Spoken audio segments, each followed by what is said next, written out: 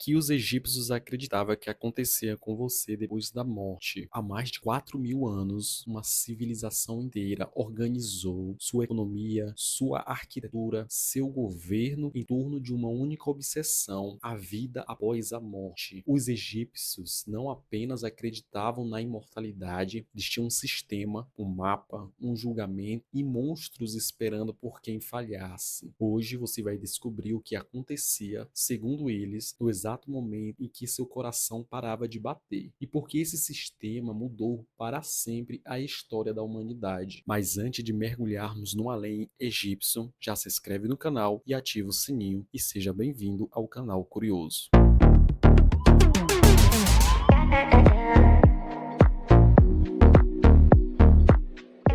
Você parte dessa para melhor, mas em vez de escuridão, você abre os olhos num barco. O rio ao redor não é o Nilo que você conhecia em vida, é um mundo subterrâneo egípcio, e ali à sua frente existe uma balança. De um lado, o seu coração, do outro, uma pena. Pena de Maat, a deusa da verdade, da justiça e da ordem cósmica. Se seu coração pesasse mais do que a pena, se você tivesse mentido, traído, corrompido, uma criatura parte leão, parte hipopótamo, parte crocodilo estava esperando para te devorar para sempre. Essa criatura se chamava Amit e ela era a encarnação do fim definitivo, não o inferno, mas sim o nada. E isso está escrito no Livro dos Mortos, um dos documentos mais antigos e mais bem preservados da história humana, com mais de 3.500 anos de existência. E para entender por que isso importa, precisamos começar pelo que os egípcios acreditavam que você era.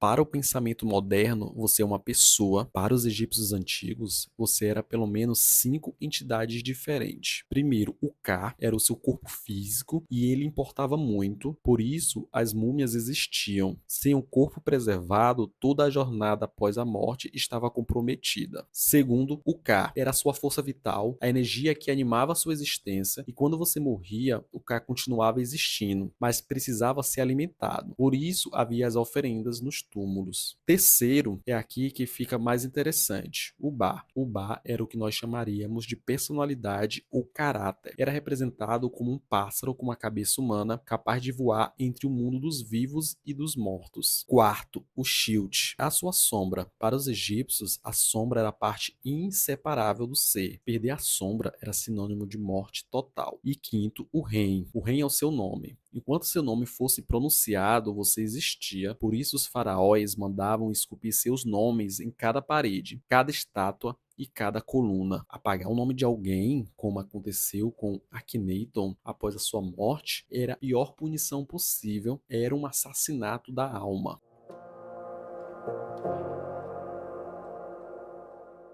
Agora que você já sabe o que você é, mas o que acontece depois que o coração para? A jornada começa imediatamente, o espírito do morto, especialmente o Ba, entra em Duat, o submundo egípcio. E o Duat não era um lugar simples, era uma sequência de 12 câmaras, uma para cada hora da noite. Por que 12? Porque os egípcios observavam que o sol morria a cada entardecer e renascia a cada amanhecer. O morto percorria exatamente o mesmo caminho que o deus Sol, Ra, percorria à noite. Cada câmara tinha guardiões, portas, senhas, e aqui está o detalhe que torna tudo isso fascinante. O Livro dos Mortos existia exatamente para isso. Era um guia de sobrevivência para o além. Imagine um manual, com senhas corretas para cada portal, com os encantamentos para afastar os demônios, com as respostas certas para cada guardião. Quem podia pagar tinha o seu próprio exemplar personalizado, com seu nome gravado nos espaços em branco. Quem não podia tentava memorizar o texto em vida. Esse medo era tão real,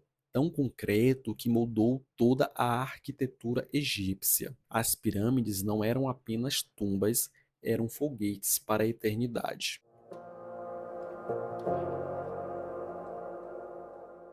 E então chegamos ao centro de tudo, o julgamento. Na Câmara da Verdade, o morto se apresentava diante de um tribunal de 42 juízes divinos, cada um responsável por um tipo específico de pecado. O morto precisava recitar a chamada confissão negativa, uma lista de 42 afirmações do tipo: eu não matei, eu não menti, eu não roubei. Mas palavras não bastavam, então vinha a balança, o que eu mencionei no começo do vídeo. O deus Anubis, uma cabeça de chacal, colocava o coração do morto numa bandeja e a pena de Maat na outra. Tote, o deus da sabedoria e escrita, registrava o resultado. Se o coração fosse leve como a pena, o morto era declarado justo de voz. E então ele entrava no Aaro, o campo das junças, o paraíso egípcio. Aaro era descrito como um Egito perfeito, uma versão idealizada do Vale do Nilo, com campos férteis, cevada e trigo em abundância, água limpa. Era trabalhar sem sofrimento, era existir, mas sem dor. Mas se o coração pesasse mais do que a pena, Amit estava esperando. Amit devorava o coração e o espírito era aniquilado, não punido eternamente, mas simplesmente deixado de existir. Para os egípcios, o pior destino não era o sofrimento eterno, era o esquecimento eterno.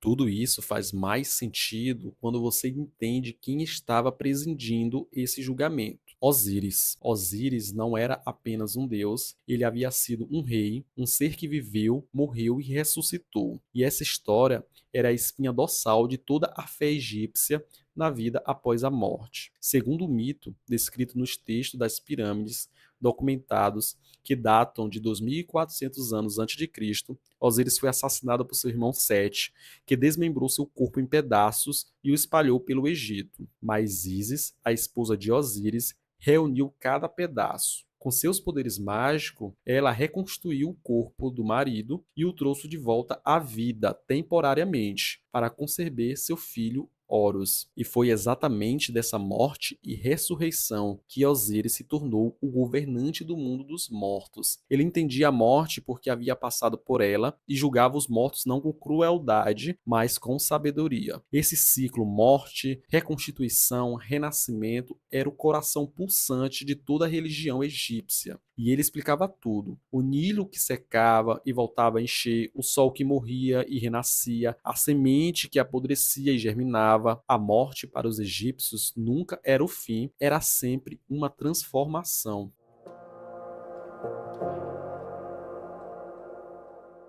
Agora você pode estar pensando, isso é fascinante, mas é história antiga. Não, não é. Não é completamente. A ideia de um julgamento após a morte, de uma balança que pesa as suas ações, de um paraíso para os justos e o fim para os malvados, tudo isso atravessou milênios e culturas. Quando Alexandre o Grande conquistou o Egito em 332 a.C., ele não destruiu a cultura egípcia, ele a absorveu. Os gregos ficaram fascinados com Osíris, com Ísis, com a promessa da imortalidade. O culto de Ísis se espalhou por todo o Mediterrâneo, chegando a Roma, à Grécia e ao norte da África. Estudiosos como Jan Asselman e Eric Rohn argumentam que a teologia do julgamento moral egípcio influenciou diretamente o pensamento judaico do período do Segundo Templo e, por consequência, o cristianismo e até o Islã. A próxima vez que você ouvir falar em paraíso, em julgamento final, em peso do pecado, saiba que pode estar ecoando um sacerdote egípcio de 4.000 anos atrás.